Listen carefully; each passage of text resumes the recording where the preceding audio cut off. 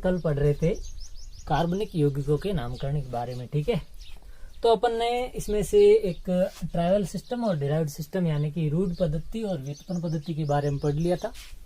आज अपन पढ़ेंगे कार्बनिक यौगिकों का नामकरण किसके द्वारा, आईपीएस विधि द्वारा, यानी कि आईपीएस सिस्टम द्वारा अपन उसका यानी आईपीएस पद्धति द्वारा किसी कार्बनिक यौगिक का अपन नामकरण किस प्रकार से करेंगे उसके बारे में अपन आज पढ़ेंगे। यानी कि आज का अपना टॉपिक होगा वो क्या होगा, आईपीएस पद्धति द्वारा कार्बनिक यौगिकों का नामकरण यानी कि ऑर्गेनिक कंपाउंड्स का जो नामकरण है वो अपन आईपीएस पद्धति द्वारा किस प्रकार से कर सकते हैं उसके बारे में अपन पढ़ेंगे। आईपीएस पद्धति में क्या होता है कि जो कुछ रसायनज्ञ थे यानी कि साइंटिस्ट थे, वैज्ञानिक थे, उन्होंने एक यूनियन बनाया था, अंतर्राष्ट्रीय यूनियन रसायनज्ञों का, जिसको उन्होंने आईपीएससी यानी कि international union of pure and applied chemistry. ठीक है, तो यहाँ पे उन्होंने कुछ नियम दिए थे, यानी कि उनके द्वारा कुछ रूल बनाए गए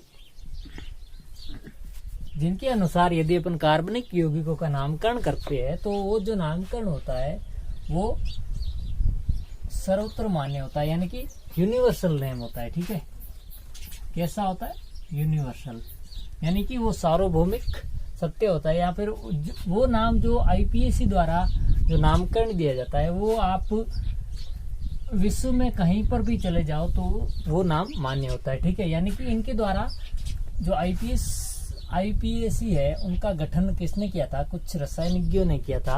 उनका एक यूनियन था, उन्होंने कुछ नियम बनाए थे, उन नियमों के अनुसार अपन कार्बनिक यौगिकों का नामकरण करते हैं। ठीक है, तो कार्बनिक यौगिकों का नामकरण अपन है जो आईपीएससी विधि द्वारा करते समय तो जो हाइड्रोकार्बन होते हैं कितने प्रकार के होते हैं, 3 प्रकार के होते हैं। ठीक है, कौन कौन से, एल्केन, एल्कीन और एल्काइन। ठीक है, यानी कि एल्केन और एल्काइन का जो नामकरण है वो अपन आईपीएस विधि द्वारा करते हैं। ठीक है, तो इनके जो नामकरण है, नामकरण करने के लिए 3 प्रमुख बातों का ध्यान रखा जाता है। ठीक है, सबसे पहली बात वो ये है कि सबसे पहले कार्बन की संख्या के आधार पर अनुलग्न लगाया जाता है, पूर्व लगन यानी कि प्रीफिक्स लगाया जाता है। ठीक है, फिर उसके बाद क्या करते हैं कि जो अणु में उपस्थित कोई भी बंध होंगे, या जैसे डबल बॉन्ड होगा तो एल्कीन आएगा, ट्रिपल बॉन्ड होगा तो एल्काइन होगा, और सिंगल बॉन्ड है तो एल्केन होगा। ठीक है, तो अपन क्या करते हैं, सेकंड बात ये याद रखते हैं, यानी कि जो दूसरी बात होती है, यानी कि दूसरा जो नियम है वो नियम ये है कि बंधों के आधार पर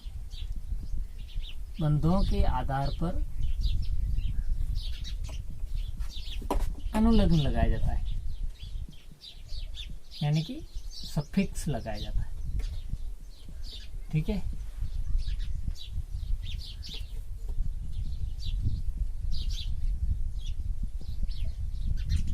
अब सफिक्स और प्रीफिक्स क्या होता है, यानी कि पूर्व लगन और अनुलग्न क्या होता है। ठीक है, तो पूर्व लगन और अनुलग्न को अपन अपने नॉर्मल शब्दों में कहें तो जैसे पूर्व लगन को अपन जैसे हिंदी में पढ़ते हैं ना, उपसर्ग और प्रत्यय। जो उपसर्ग क्या होती है और प्रत्यय क्या होता है ये आपको मालूम होगा, यानी किसी शब्द के आगे, जैसे कोई शब्द है, ठीक है, इसके आगे कोई भी दूसरा शब्द जुड़ रहा है तो उसको अपन क्या कहते हैं, उपसर्ग कहते हैं। और यहाँ अपन साइंस की भाषा में उसको क्या कहते हैं, पूर्व लगन कहते हैं या फिर प्रीफिक्स कहते हैं। और यदि किसी शब्द के बाद में लग रहा है तो उसको अपन क्या कहते हैं, नॉर्मल हिंदी में प्रत्यय कहते हैं अपन जब हिंदी व्याकरण पढ़ते हैं तो।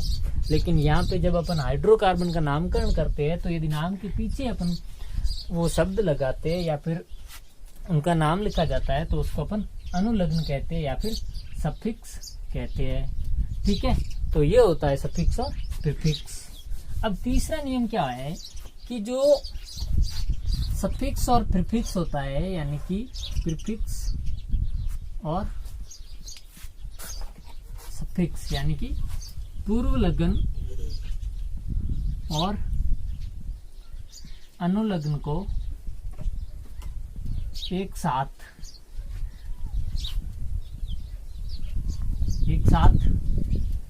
लिखकर कार्बनिक यौगिकों का नामकरण करते हैं। ठीक है, यानी कि जो अपन ने कार्बन की संख्या के आधार पर जो अपन ने पूर्व लग्न लिया था, यानी पूर्व लग्न का निर्धारण किया था, उसके बाद जो अपन ने सफिक्स लिया था किसके आधार पर, बंधों के आधार पर यानी बॉन्ड्स के आधार पर, तो अपन उन दोनों को बाद में क्या करते हैं, जोड़ देते हैं, यानी कि प्रीफिक्स और साथ में क्या लगा देते हैं, सफिक्स। ठीक है, तो जब अपन इन दोनों को साथ में लिखते हैं तो ये एक हाइड्रोकार्बन का नामकरण हो जाता है। ठीक है, तो अब अपन देखते हैं कि प्रीफिक्स क्या होते हैं। ठीक है, जैसे कार्बन की संख्या के आधार पर यदि अपन प्रीफिक्स यानी पूर्व लग्न लगाना चाहे तो वो किस प्रकार से लगाते हैं, तो अपन वो देखते हैं कार्बन की संख्या के आधार पर। अब अपन क्या पढ़ेंगे, पूर्व लग्न का निर्धारण, पूर्व लग्न का निर्धारण या डिटर्मिनेशन ऑफ प्रीफिक्स। ठीक है, तो अब प्रीफिक्स का निर्धारण अपन किस प्रकार से कर सकते हैं, तो सबसे पहले अपन क्या करते हैं कि यहाँ पे कार्बन परमाणु की संख्या लिख देते हैं, यानी कार्बन परमाणु की संख्या। ठीक है, और यहाँ पे अपन लिख देते हैं पूर्व लग्न यानी कि प्रीफिक्स। तो अपन प्रीफिक्स किसका ले रहे हैं, कार्बन की संख्या का ले रहे हैं, तो कार्बन की जितनी संख्या होगी उसका अपन प्रीफिक्स किस प्रकार से ले सकते हैं वो अपन देखेंगे। अब जैसे यदि आपके कार्बन की संख्या 1 है, यानी कार्बन 1 है, तो अपन क्या लगाते हैं, प्रीफिक्स मैथ लगाते हैं, यानी कि मैथ लगाते हैं। ठीक है, और यदि आपकी कार्बन का संख्या 2 है, यानी कि 2 कार्बन प्रेजेंट हो, तो अपन क्या लगाते हैं, एथ लगाते हैं। ठीक है, और यदि कार्बन की संख्या 3 है तो अपन क्या लगाते हैं, प्रोप लगाते हैं। अनुलग्न यानी कि पूर्व लग्न लगाते हैं, यानी कि कोई भी हाइड्रोकार्बन का नामकरण लगाते लिखते हैं तो उसमें यदि कार्बन की संख्या 3 होगी तो अपन पूर्व लग्न क्या लगाएंगे, प्रोप लगाएंगे। अब यदि कार्बन की संख्या 4 है तो क्या लगाएंगे, ब्यूट लगाएंगे। ठीक है, इसी प्रकार यदि अपनी कार्बन की संख्या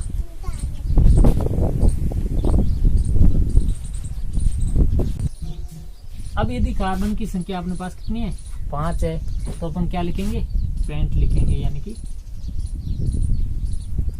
ठीक है, और यदि कार्बन की संख्या कितनी है, 6 है, तो अपन लिखेंगे एक्स यानी HgX।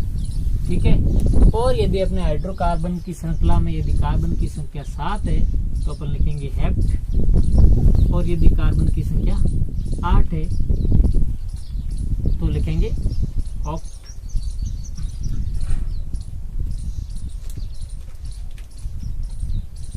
ठीक है, और यदि कार्बन की संख्या 9 है तो अपन लिखेंगे नॉन।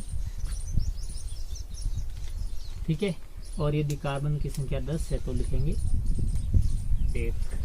ठीक है, तो ये था अपना जो पूर्व लग्न का निर्धारण किस प्रकार से कर सकते हैं, यानी कि हाइड्रोकार्बन की जो श्रृंखला होगी उसमें कार्बन कितने प्रेजेंट है, उन कार्बन की संख्या का यदि अपन को पूर्व लग्न लगाना है यानी प्रीफिक्स लगाना है तो उनकी संख्या के आधार पर अपन इस प्रकार से लगा सकते हैं। जैसे आपको पूछ लिया जाए किसी जो श्रृंखला है हाइड्रोकार्बन की, उसमें यदि 8 कार्बन प्रेजेंट है तो अपन उसका प्रीफिक्स क्या लगाएंगे, ऑक्ट लगाएंगे, यानी कि उसका जो पूर्व लग्न है वो लगाएंगे ऑक्ट। ठीक है,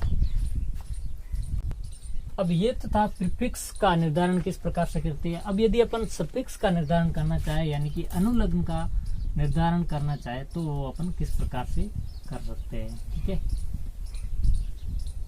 तो अनुलग्न का निर्धारण है वो अपन किसके आधार पर करते हैं, बंधों के आधार पर। तो यहाँ पे लिख सकते हैं बंध का प्रकार, क्या अपन कहें, टाइप ऑफ बॉन्ड्स।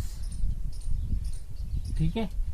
और जो अपन अनुलग्न लगाएंगे वो क्या लिखेंगे, वो यहाँ पे लिख देते हैं, यानी कि सफिक्स क्या है,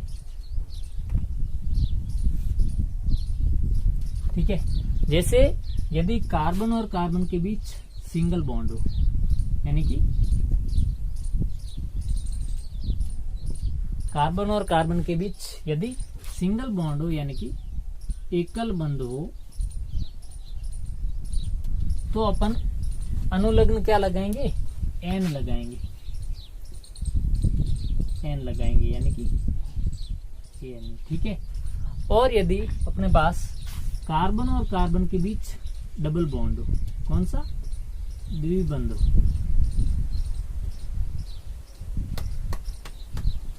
तो अपन जो अनुलग्न लगाएंगे या सफिक्स लगाएंगे वो क्या लगाएंगे, एन लगाएंगे, ठीक है।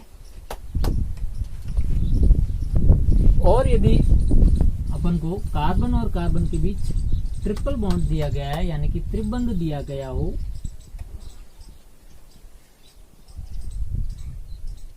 ट्रिपल बॉन्ड दिया गया हो, तो अपन अनुलग्न क्या लगाएंगे, आइन लगाएंगे, यानी कि यदि किसी का हाइड्रोकार्बन श्रृंखला में अपन को, जिसे यहाँ पे CH2 डबल बॉन्ड CH2, ठीक है। यहाँ पे आप देख सकते हैं कि कार्बन की संख्या कितनी है, 2 है, तो 2 के लिए क्या आता है, एथ आता है, तो अपन पूर्व लगन क्या लिखेंगे, यानी कि उपसर्ग क्या लिखेंगे, एथ लिखेंगे, ठीक है। अब इसके बाद अपने पास क्या लगाना है, बंधों के आधार पर अनुलग्न लगाना है, यानी कि सफिक्स लगाना है। तो इसमें बंध कितने हैं, कार्बन और कार्बन के बीच 2 है, इसको अपन इस प्रकार से लिखते हैं, C डबल बॉन्ड C और H H H H। यहाँ पे आप देख सकते हैं कार्बन और कार्बन के बीच कितने बंध है, 2 बंध है। तो यदि कार्बन और कार्बन के बीच 2 बंध हो तो अपन सफिक्स क्या लगाते हैं, इन लगाते हैं, यानी कि जो अनुलग्न है वो अपन क्या लगाते हैं, इन लगाते हैं, यानी कि एथ पहले से ही है, इसके पीछे इन अपन लगाएंगे तो क्या बन जाएगा, एथीन बन जाएगा, ठीक है। इसी प्रकार अब अपन देखते हैं, जैसे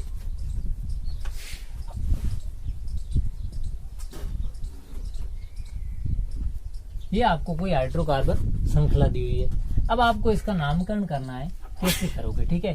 तो सबसे पहले आपको क्या करना है, इसमें देखने कार्बन कितने हैं, ठीक है। तो आप देखते हैं कि इसमें कार्बन कितने हैं, 3 है, तो 3 कार्बन के लिए क्या आता है, प्रोप आता है, ठीक है। तो 3 कार्बन के लिए अपन लिख दिया प्रोप, ठीक है। इसके बाद आप देखते हैं कि कार्बन और कार्बन के बीच कितने बंध है, सिंगल बंध है सभी में, इसको अपन इस प्रकार लिख सकते हैं। इन चारों संयोजकताओं में क्या जुड़ा हुआ है, हाइड्रोजन जुड़ा हुआ, बाहर वाली जो ऐसे दी गई है, ठीक है। तो आप यहाँ पे देखते हैं कि कार्बन और कार्बन के बीच कितना है, सिर्फ सिंगल बॉन्ड है, तो सिंगल बॉन्ड आएगा तो अपन क्या लगाएंगे, एन लगाएंगे, प्रोप प्लस एन, यानी कि प्रोपेन, ठीक है।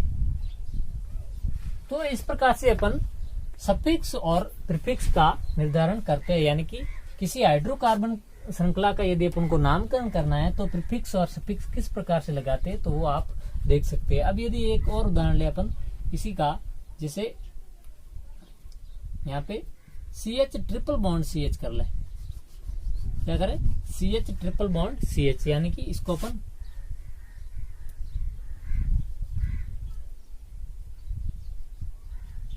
या एक कार्बन जोड़, प्रत्येक कार्बन पर एक एक हाइड्रोजन जोड़ें और दोनों कार्बन के बीच ट्रिपल बॉन्ड लगाएं। तो आप यहाँ देखते हैं कि इसमें कितने कार्बन प्रेजेंट है, 2 है, तो 2 के लिए क्या आएगा, एथ आएगा, ठीक है। अब दोनों कार्बन के बीच क्या प्रेजेंट है, ट्रिपल बॉन्ड है, तो ट्रिपल बॉन्ड आएगा तो अनुलग्न क्या आएगा, आइन आएगा, यानी कि एथ प्लस आइन क्या हो गया, एथाइन, ठीक है। तो ये था आपका नामकरण अपन नॉर्मल विधि, यानी कि IUPAC द्वारा अपन प्रीफिक्स और सफिक्स लगाकर उनका नामकरण किस प्रकार से कर सकते हैं। अब अपन सबसे पहले लेते हैं एल्केन, यानी कि एल्केन का नामकरण अपन किस प्रकार से कर सकते हैं। नोमेनक्लेचर ऑफ एल्केन्स, यानी कि एल्केन का नामकरण अपन किस प्रकार से कर सकते हैं। तो सबसे पहले अपन को ज्ञात होना चाहिए कि एल्केन का सामान्य सूत्र क्या होता है, यानी कि सिंपल फॉर्मूला क्या होता है। तो एल्केन का जो सामान्य सूत्र होता है वो होता है CnH2n H2n+2। जैसे अपन कोई एल्केन, सबसे सिंपल जो एल्केन है वो ले ली, जैसे मिथेन ले लिया, ठीक है, CH4। तो अब आप देखते हैं कि इसमें कार्बन की संख्या कितनी है। इस फॉर्मूले के आधार पर देखें तो कार्बन की संख्या 1 है, ठीक है। अब अपन हाइड्रोजन की संख्या कितनी है, 4 है। तो इसको इस प्रकार के सूत्रों में लिखना हो तो जैसे यहाँ पे 2 × 1 + 2। कार्बन की संख्या कितनी है, यहाँ पे n का मान कितना है, 1 है, n का मान 1 लिख दिया और साथ में 2 जोड़ दिया, यानी कि 2 × 2 2 + 2 यानी कि 4। n का मान 1 पहले से ही है, तो यानी कि C1H4। तो इस प्रकार से अपन जो एल्केन का सामान्य सूत्र निकाल सकते हैं, ठीक है। तो ये होता है एल्केन का सामान्य सूत्र। फिर अपन क्या कहते हैं कि जो एल्केन होता है वो होते हैं संतृप्त यौगिक होते हैं, संतृप्त यौगिक होते हैं, यानी कि ये सैचुरेटेड कंपाउंड्स होते हैं। सैचुरेटेड कैसे, इसमें न तो कोई डबल बॉन्ड पाया जाता है और न ही कोई ट्रिपल बॉन्ड पाया जाता है, इसलिए इनको सैचुरेटेड कंपाउंड्स कहते हैं, या फिर इसे अपन पैराफिन भी कहते हैं, ठीक है। क्या कहते हैं, पैराफिन कहते हैं। तो अब अपन इसका नामकरण करने की विधि है उसके बारे में पढ़ेंगे। तो सबसे पहले एल्केन का यदि अपन IPAC विधि द्वारा नामकरण करें तो सबसे पहले जो इसका फॉर्मूला है वो सबसे पहला ये है कि सबसे पहले सबसे बड़ी जो श्रृंखला होती है, यानी कि सबसे लंबी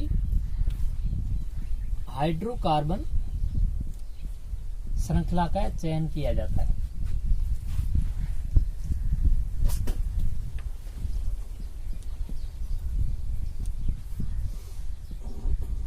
यानी कि ऐसी हाइड्रोकार्बन श्रृंखला जिसमें कार्बन की संख्या ज्यादा हो, तो उस हाइड्रोकार्बन श्रृंखला का अपन चयन करते हैं, ठीक है। जैसे आपको ये जो बाकी वाली संचिता मैं खाली छोड़ रहा हूं, यहाँ पे हाइड्रोजन जुड़े हुए, ठीक है।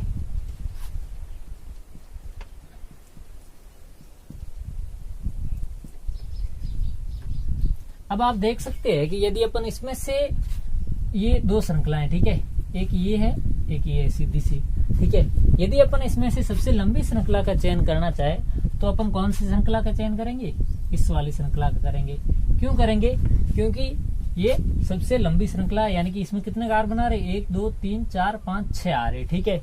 और यदि अपन ये वाली श्रृंखला का चयन करते तो इसमें आप देख सकते हैं कि 1 2 3 4 और 5 ही कार्बन आ रहे हैं। तो इसलिए सबसे पहले अपन को क्या करना पड़ेगा, जो सबसे ज्यादा लंबी श्रृंखला होगी उसका चयन करना पड़ेगा, ठीक है। अब जो भी ग्रुप होगा वो लंबी श्रृंखला का जब अपन चयन करते हैं तो चयन करने के बाद जो बाहर रह जाते हैं ग्रुप, उनको अपन कहते हैं प्रतिस्थापी समूह। कौन से, प्रतिस्थापी समूह या सब्स्टिट्यूट ग्रुप, ठीक है। तो जैसे अपन ने यहाँ पे एक श्रृंखला बनाई थी,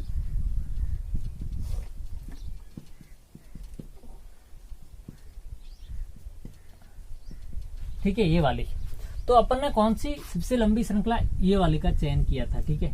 अब इसमें जो पीछे बच रहा है ग्रुप, ये वाला CH3 माना कि ग्रुप है, तो इस ग्रुप को अपन क्या नाम देंगे, प्रतिस्थापी समूह, या अपन यूं कहें इसको सब्स्टिट्यूट ग्रुप कहेंगे, ठीक है।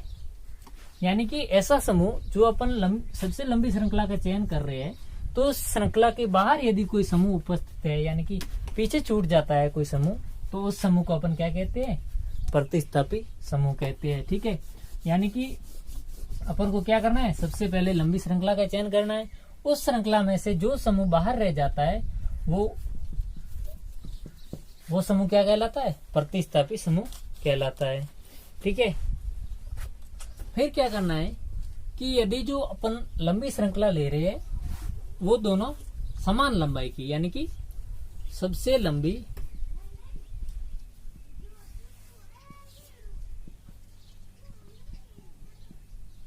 श्रृंखलाएं हैं वो यदि समान लंबाई की हो,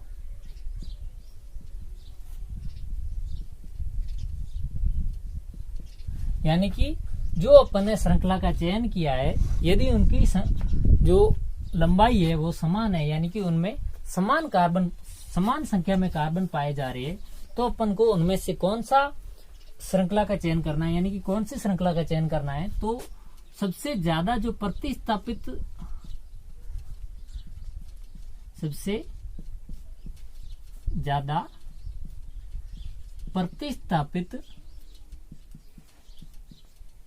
श्रृंखला का चयन करना है।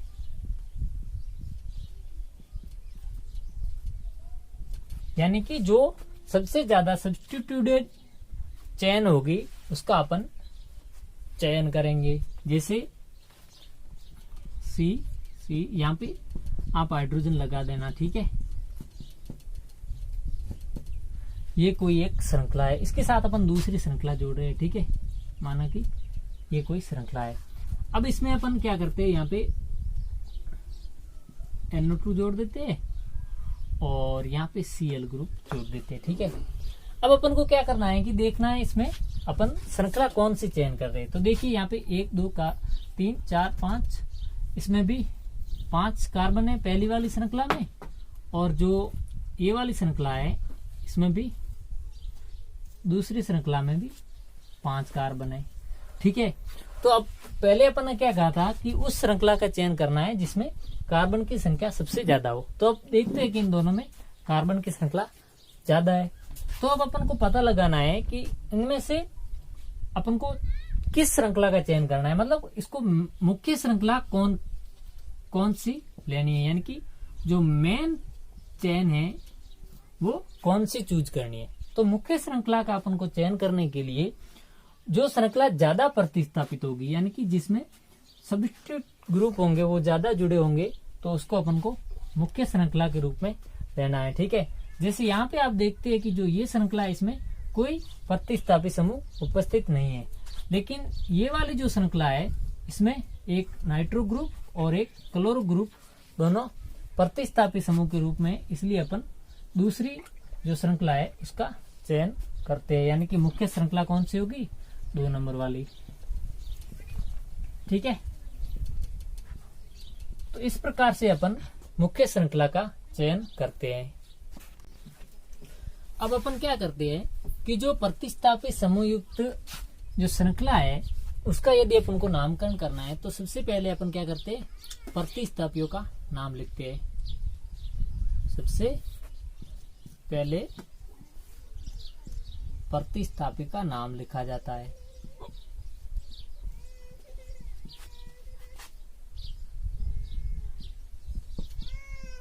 यानी कि जो प्रतिस्थापित ग्रुप होगा उसका अपन को नाम सबसे पहले लिखना है, ठीक है। यानी जैसे प्रतिस्थापित सब्स्टिट्यूट कौन सा ले रहे हैं अपन, जैसे मिथाइल ग्रुप आ गया, यानी कि CH3 आ गया। अब प्रतिस्थापित जैसे CH3 ग्रुप है तो इसका अपन जो नाम लिखेंगे, यानी कि जो पूर्व लग्न लिखेंगे वो क्या लिखेंगे, मैथिल लिखेंगे, ठीक है।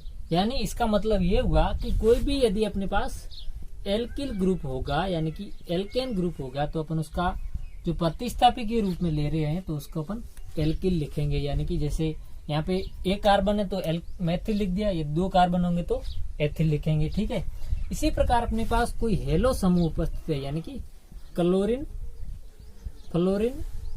आयोडीन और ब्रोमीन में से कोई एक समूह प्रेजेंट है, एक समूह इनमें से कोई एक सा उपस्थित होगा तो अपन उसको हेलो, यानी कि जैसे क्लोरीन उपस्थित होगा तो क्लोरो लिखेंगे, ठीक है। यदि फ्लोरीन उपस्थित होगा तो फ्लोरो लिखेंगे। इसी प्रकार यदि आयोडीन उपस्थित होगा तो आयोडो लिखेंगे, ब्रोमीन उपस्थित होगा तो ब्रोमो लिखेंगे, ठीक है। तो ये तो था आपने प्रतिस्थापित समूह। इसी प्रकार यदि अपने पास नाइट्रो ग्रुप प्रेजेंट होगा, यानी कि NO2 ग्रुप प्रेजेंट होगा तो अपन लिखेंगे नाइट्रो। ठीक है, फिर क्या करते हैं कि जो प्रतिस्थापी है वो यदि एक से ज्यादा हो, सॉरी 2 से ज्यादा हो, 2 या 2 से अधिक हो, तो अपन क्या लिखते हैं कि उनके नाम के आगे, जैसे यदि एक प्रतिस्थापी समूह होगा तो लिखेंगे मोनो। अब यदि 2 प्रतिस्थापी समूह होंगे तो अपन लिखेंगे डाई। ठीक है, इसी प्रकार यदि 3 उपस्थित होंगे तो लिखेंगे ट्राई, यानी कि मोनो डाई ट्राई। और यदि 4 समूह उपस्थित होंगे तो अपन लिखेंगे टेट्रा। ठीक है, यदि अपने पास 5 समूह होंगे तो लिखेंगे पेंटा। ठीक है, और यदि 6 समूह होंगे तो लिखेंगे हेक्सा। ठीक है, और यदि 7 होंगे तो लिखेंगे हेप्टा। 8 होंगे तो लिखेंगे ओक्टा। ठीक है, और यदि 9 समूह उपस्थित होंगे तो लिखेंगे नोना। और यदि 10 होंगे तो लिखेंगे डेका। यानी इसका मतलब ये हुआ कि अपने पास यदि 2 या 2 से ज्यादा प्रतिस्थापी समूह हो, यानी अपने पास सब्स्टिट्यूट ग्रुप है, जो सब्स्टिट्यूटेड ग्रुप है वो यदि 2 से ज्यादा होंगे तो अपने, यदि 2 है तो लिखेंगे डाई, यदि 3 है तो लिखेंगे ट्राई, 4 है तो लिखेंगे टेट्रा, 5 है तो लिखेंगे पेंटा। ठीक है, इस प्रकार से लिखेंगे। फिर क्या करेंगे कि यदि ये तो है सब्स्टिट्यूट, जो सब्स्टिट्यूट प्रेजेंट हो गए तो वही श्रृंखला चयन करेंगे, फिर उसका नाम सबसे पहले लिखेंगे। अब जितने प्रेजेंट है उसके आधार पर अपन उसको डाई ट्राई टेट्रा के आधार पर लिखेंगे। अब क्या करते हैं कि जो चौथा, जो 500 पॉइंट है, उसका 500 पॉइंट ये है कि प्रतिस्थापियों का अंकन किस प्रकार से करें। प्रतिस्थापियों का अंकन किस प्रकार से करें, यानी कि जो सब्स्टिट्यूट ग्रुप है उसका अपन नंबरिंग किस प्रकार से कर सकते हैं। नंबरिंग ऑफ सब्स्टिट्यूट ग्रुप, यानी कि जो प्रतिस्थापी समूह है उसका अपन नामकरण किस प्रकार से करेंगे। ठीक है, अब क्या होता है कि जैसे कोई श्रृंखला है, ठीक है, अब माना कि ये 4 कार्बन की श्रृंखला है, इसमें यहाँ पे एक NO2 ग्रुप प्रेजेंट है और एक Br ग्रुप प्रेजेंट है, तो यहाँ पे अपन 2 ग्रुप है, इसलिए अपन इसका नाम, जो अंकन है यानी कि नंबरिंग है, वो किस यहाँ से करें या फिर यहाँ से करें, इसका निर्धारण अपन ऐसे तो नहीं कर सकते। इसलिए इसका निर्धारण करने के लिए क्या करते हैं कि जो अंग्रेजी वर्णमाला में सबसे पहले आएगा उसका अपन नाम, जो अंकन है, सबसे पहले करेंगे। यानी कि जैसे यहाँ पे ब्रोमीन और नाइट्रोजन में आप देखते हैं कि बी और एन में सबसे पहले कौन आता है, बी आता है, तो अपन नंबरिंग यहाँ से करेंगे। ठीक है, यानी कि अपन किसके आधार पर करेंगे, अंग्रेजी वर्णमाला के आधार पर। ठीक है, यदि यहाँ पे आप देखें कि इस श्रृंखला में यदि केवल और केवल नाइट्रो ग्रुप प्रेजेंट हो तो अपन नंबरिंग यहां से करेंगे। ठीक है, और यदि इसके साथ ब्रोमो ग्रुप प्रेजेंट होगा तो अपन नंबरिंग यहां करने की बजाय राइट टू लेफ्ट करेंगे। ठीक है, समझ गए। यानी कि आपको पता होना चाहिए कि यदि एक ही सब्स्टिट्यूट ग्रुप प्रेजेंट होगा तो अपन नंबरिंग उसी ओर से करेंगे जिससे इसको कम से कम अंक मिले, और यदि 2 या 2 से ज्यादा प्रेजेंट होंगे तो अपन अंग्रेजी वर्णमाला के अनुसार जिसको सबसे कम अंक मिल रहे हो और जो सबसे पहले आ रहा हो उसको नंबरिंग वहीं से करेंगे। ठीक है, तो ये हो गया 500 पॉइंट। अब छठा पॉइंट क्या है कि जब अपन नाम लिखते हैं हाइड्रोकार्बन का, तो नाम लिखते समय जो नंबर होते हैं, यानी कि जब अपन नंबरिंग कर रहे होते हैं तो अंक के मध्य, यानी कि अंकों के मध्य कॉमा लगाया जाता है, कॉमा लगाया जाता है। और जो अंक और नाम है, अंक और नाम है, उसके मध्य हाइफन का चिन्ह लगाते हैं, हाइफन लगाते हैं। ठीक है, तो ये था अपना, ये पूरा का पूरा था एल्केन का नामकरण अपन किस प्रकार से कर सकते हैं वो है। ठीक है, जैसे कोई आपको ये ग्रुप दे दे CH3 और NO2। ठीक है, अब इसमें आप देखते हैं कि कार्बन की संख्या कितनी है, 2 है।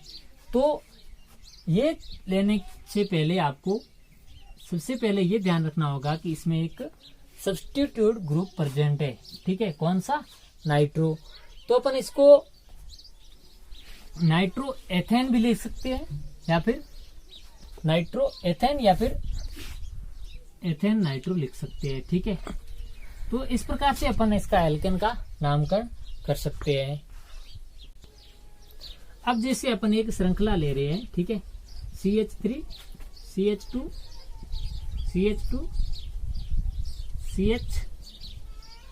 CH3 और CH3। ठीक है, तो अब आप देखते हैं कि इसमें जो अपन सबसे पहले क्या करेंगे, सबसे लंबी श्रृंखला का चयन करेंगे। तो सबसे लंबी कौन सी है, 1 2 3 4 5, 1 2 3 4 5, कोई सी भी ले लो, ये ले लो या फिर ये सीधी वाली ले लो। ठीक है, माना कि अपन ने कहा से ये वाली श्रृंखला का चयन कर लिया। ठीक है, अब अपन करेंगे, सबसे पहले होता है चयन, यानी कि श्रृंखला का चयन। ठीक है, फिर अपन क्या करते हैं कि उसके बाद करते हैं प्रतिस्थापी समूह की जांच करते हैं, यानी कि उसमें कौन सा प्रतिस्थापी समूह है। तो आप देखते हैं कि इसमें कौन सा प्रतिस्थापी है, मैथिल है, जो प्रतिस्थापी समूह के रूप में पाया जा रहा है। अब अपन क्या करेंगे, इसका नंबरिंग करेंगे, नंबरिंग ऑफ सब्स्टिट्यूट ग्रुप, यानी कि प्रतिस्थापी समूह का अपन नंबरिंग करेंगे। तो नंबरिंग किसके आधार पर करेंगे कि जहां पे प्रतिस्थापी समूह उपस्थित हो उसको कम से कम अंक मिलना चाहिए। जब अपन इधर से यानी कि लेफ्ट टू राइट जा रहे हैं, यानी कि बाएं से दाएं जा रहे हैं, जैसे यहाँ से इधर की ओर जा रहे हैं, तो 1 2 3 4 नंबर पे प्रतिस्थापी समूह आ रहा है। यदि अपन राइट टू लेफ्ट जा रहे हैं, जैसे यहाँ पे CH3 1 दिया, यहाँ 2 3 4 और 5, जब अपन राइट टू लेफ्ट आ रहे हैं तो प्रतिस्थापी कितना मिल रहा है, 2 दूसरा अंक मिल रहा है। और जब अपन लेफ्ट टू राइट जा रहे हैं तो चौथा अंक मिल रहा है। इसका मतलब ये हुआ कि अपन को कहाँ से नंबरिंग करनी होगी, राइट टू लेफ्ट करनी होगी। ठीक है, तो इसको नामकरण अपन कैसे दे सकते हैं कि 2 मेथिल, ये तो हो गया प्रतिस्थापी। अब अपन को ज्ञात करना है कि इसमें कार्बन कितने परसेंट है, 1 2 3 4 5 कार्बन, तो क्या आएगा, पेंट आएगा। ठीक है, उसके बाद आपको पता लगाना है कि कार्बन और कार्बन के बीच कितने बंध प्रेजेंट है। तो बंध कितना है, सिंगल बॉन्ड है, तो सिंगल बॉन्ड के लिए क्या आता है, N आता है। तो ये हो गया 2 मेथिल पेंटेन। ठीक है, इसी प्रकार से जैसे इसी का अपन को नामकरण करना हो। ठीक है, यहाँ पे कितने H जुड़े हुए, 1 2 3 4। ठीक है, इसको अपन ऐसे लिख सकते हैं कि जैसे CH3 CH3 यहाँ पे जुड़ा हुआ है Br, और यहाँ पे जुड़ा हुआ है NO2। ये माना कि अपन को कोई एग्जाम्पल दिया हुआ है। तो अब अपन को इसका करना है क्या, नामकरण। तो सबसे पहले क्या करना है, लंबी श्रृंखला का चयन करना है। अब अपन को करना है प्रतिस्थापी समूह की पहचान, कौन सी है, एक तो नाइट्रो, एक है ब्रोमो। अब अपन को करना है इसका नंबरिंग करनी है। तो नंबरिंग कहाँ से करेंगे, यदि यहाँ से कर रही है तो नाइट्रो को 2 मिल रहा है और ब्रोमो को 3 मिल रहा है। ठीक है, और यदि अपन राइट टू लेफ्ट जा रहे हैं तो ब्रोमो कितना मिल रहा है, 2 मिल रहा है, और नाइट्रो कितना मिल रहा है, 3। अब आप देखते हैं कि जब अपन अंग्रेजी वर्णमाला में जाते हैं तो ब्रोमो में जो बी आता है वो नाइट्रो के N से पहले आता है। इसका मतलब अपनों को नंबरिंग वहां से करनी है जहां से ब्रोमीन को कम से कम अंक मिले। तो अब अपन यहाँ से जाने की बजाय, यानी कि लेफ्ट टू राइट जाने की बजाय राइट टू लेफ्ट आते हैं, तो राइट टू लेफ्ट आते तो ब्रोमीन को कितना अंक मिलता है? 2 अंक मिलता है। तो इसलिए अपन नामकरण कैसे लिखेंगे? 2 ब्रोमो। उसके बाद सेकंड जो अपना प्रतिस्थापी समूह कौन सा है? नाइट्रो है, तो 3 नाइट्रो, बीच में हाइफन का चिन्ह लगाते हैं, ठीक है। और अंक और नाम के बीच क्या लगाते हैं? कोमा लगाते हैं। 2 ब्रोमो, फिर कोमा, फिर 3 क्यों? क्योंकि तीसरे नंबर पर प्रेजेंट है, तो 3 नाइट्रो। अब कार्बन कितने हैं? 4 है, तो ब्यूट, ठीक है। अब आप देखते हैं कि इसमें जो बॉन्ड कौन सा है? सिंगल बॉन्ड है, यानी कि ये एल्केन का नामकरण पढ़ रहे हैं, तो आएगा एन, ब्यूटेन। तो इस प्रकार से अपन एल्केन का नामकरण कर सकते हैं। तो ये था आज का अपना टॉपिक, जिसमें एल्केन का अपन आईपीसी नामकरण किस प्रकार से करते हैं। तो आई होप आपको ये समझ में आया होगा। Thank you so much.